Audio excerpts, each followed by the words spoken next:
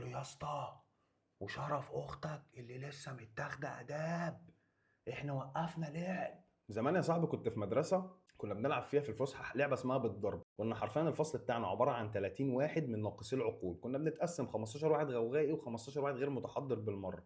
جرس الفسحة كان يرن، كنا نفضل ندعك في بعض لحد ما جرس الفسحة يرن تاني عشان نطلع على الفصول وناخد هدنة لحد تاني يوم في الفسحة ونرجع نفشخ بعض تاني. لحد ما جينا في يوم من الأيام جرس الفسحة ضرب، لقيت علي قلوط صاحبي جاي هو وثلاثة تانيين معاه زرطة بربور ما بين وساخة الرجل. قلت لهم يا رجالة جرس الفسحة ضرب، ولا يا علي قلوط ارجع انا معايا شطافه وممكن افرتكك. قال لي يا صاحبي انا ما بسمعش فوق 40 ديسيبل. قلت له يا اسطى، وشرف اختك اللي لسه متاخده اداب، احنا وقفنا لعب. رد عليا قال لي تحلفتني بالغاليه، هي واخده 15 يوم ولسه هتتعرض على النيابه. تعالى يا ابن الفجوه وتن.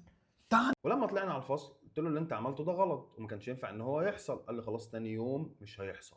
وتاني يوم حصل نفس القصه، انا اتضربت مكان جرس الفسحه. قلت له ولا انت قريب النتن؟ ومن ساعتها يا معلم اللي بيديني كلمه مره واحده وما بيعملش بيها انا ما بسمعلوش كلمه تاني. ده فكرني باللي حصل النهارده، الا وهو رجوع الناس الفلسطينيين او الغزاويين لقطاع غزه تاني. وافتكرت ان اللي خلى علي قلوط صاحبي يعمل معاه كده يخلي يعملوا اكتر من كده. فده يعلمنا ايه؟ رقم واحد نكمل في المقاطعة زي ما احنا. رقم اتنين لما نتجوز ونخلف نربي عيالنا على ان دول ملهمش كلمة. رقم تلاتة ما تديش لعدوك. شكرا.